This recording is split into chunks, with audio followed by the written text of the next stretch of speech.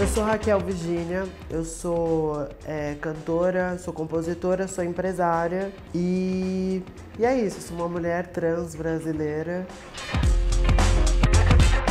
rabugenta, é isso. Eu fui cantora de MPB por 6 anos e agora eu vou fazer uma música diferente e tô tentando ser uma cantora mais popular. Eu acho que o jazz, ele era bem distante para mim. Eu sou uma pessoa da periferia de São Paulo e o que eu ouvia em casa era muito som de rádio popular, né? Anos 90, anos 2000. E música de rádio nos anos 90 era pagode romântico, né? Catinguelê, Soweto, El Chan, Terra Samba, Alcione. Era isso. E televisão.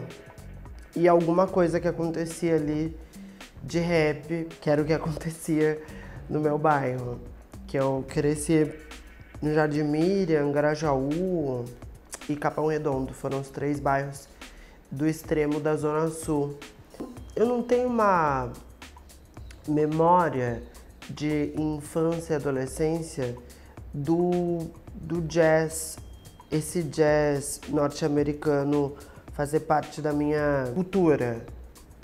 Mas foi muito depois que eu entrei na universidade que esse som chegou pra mim, porque embora seja um som negro e de resistência norte-americana, pelo menos o que eu sinto é que no Brasil ele é consumido pela elite brasileira.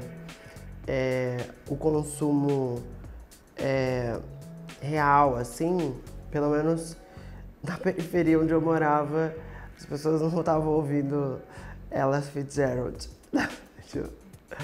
Não tava, a gente tava ouvindo El Chan mesmo. Que pode ser considerado uma essência, né, do jazz. Imagina, acho que o mais próximo do jazz que chegou pra mim foi a Alcione e Elza Soares.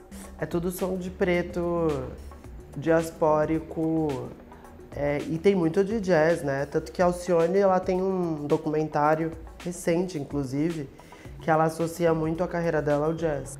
Mas a primeira vez que eu tive contato com esse jazz norte-americano foi dentro da USP já, quando eu entrei na universidade, quando eu tinha 21 anos. Eu entrei na faculdade de História e aí começou a chegar pra mim Sarah Vaughan, Ella Fitzgerald, essas cantoras que eu acho sensacionais.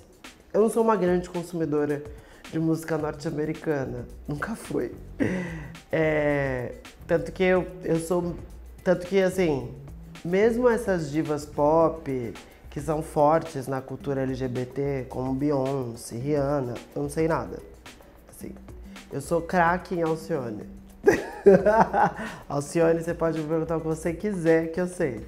Alcione, Elza são cantoras que são bem presentes na minha vida desde adolescente. Agora, o que eu tenho ouvido mais é Sarah Vaughan. Acho que eu ouço Sarah Vaughan até pela ligação que ela tem com música brasileira. Porque Sarah Vaughan gravou tanto com Wilson Simonal quanto com Milton Nascimento. Com as Bahias, eu sempre fui mais distante do que mais próxima do que eu realmente sou. Porque as Bahias é uma banda de universidade. Então as Bahias sim bebia de jazz norte-americano. Eu sou terra samba mesmo, assim, sabe? Eu sou El Chan, terra samba, Alcione. A negritude brasileira tem como principal referência a negritude estadunidense. O que eu acho bom, porque é melhor ter referência do que não ter, mas eu acho ruim.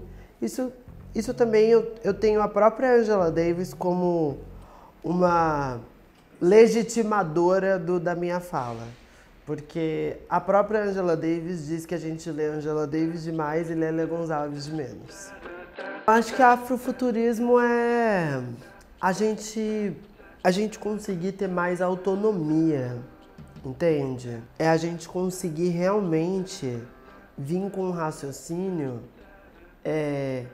onde a gente não dependa nem de negro norte-americano, nem de negro de lugar nenhum desse mundo, para que a gente consiga se entender como negritude e consiga assumir as nossas genialidades. A gente ainda é muito dependente, cara. Todo mundo em algum momento tem que cortar o cordão umbilical e criar as nossas linguagens e criar os nossos projetos e criar os nossos lugares de fala, óbvio, referenciando sempre uma ancestralidade, porque também não existe futuro sem ancestralidade, mas essa ancestralidade precisa ser ajustada, porque a nossa ancestralidade, a gente tem muito pouca memória ainda do que foi a escravidão no Brasil.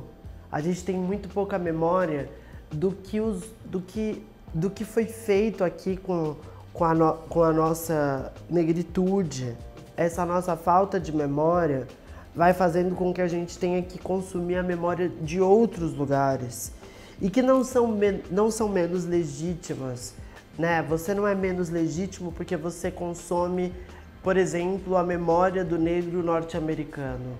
Eu não acho que isso faz com que a gente perca o rumo, mas a gente tem que achar as nossas memórias. A gente tem que achar a nossa potência. A gente tem que se tornar uma potência, entende? Tanto que quando eu fui para Salvador, eu realmente me encontrei, assim. Eu acho que a musicalidade da Bahia, de Salvador, que era a minha musicalidade, porque na periferia de São Paulo o que se consumia era música nordestina, né? Pelo número de nordestinos que existem na periferia de São Paulo. Porque eu sou bem isso mesmo. Axé, Bahia, pagode, quebradeira. Bom, vou começar a minha carreira solo agora, mas por 6 anos eu fiz parte das Bahias e todas as vezes que as Bahias optaram por vias mais populares foi porque eu influenciei. Acho que eu era a influência de, vamos popularizar isso aqui.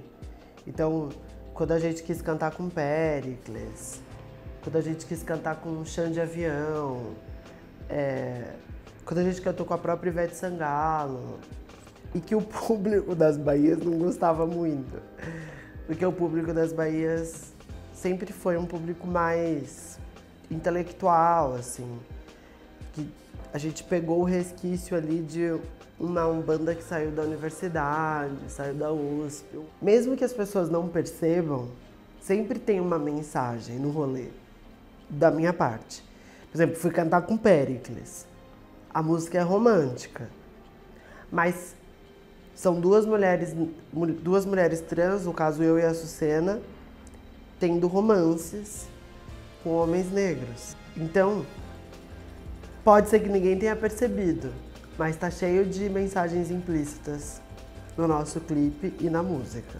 Você ter duas mulheres trans tendo relações, e não relações sexuais, relações afetivas, de romance, relações afetivas de romance, com 2 homens negros, eu acho que é bem potente. Mais potente do que se eu estivesse dizendo alguma coisa. Eu tenho uma história com Péricles, porque eu fui no show do Péricles e aí um homem pediu pra me beijar. E aí o cara me beijou.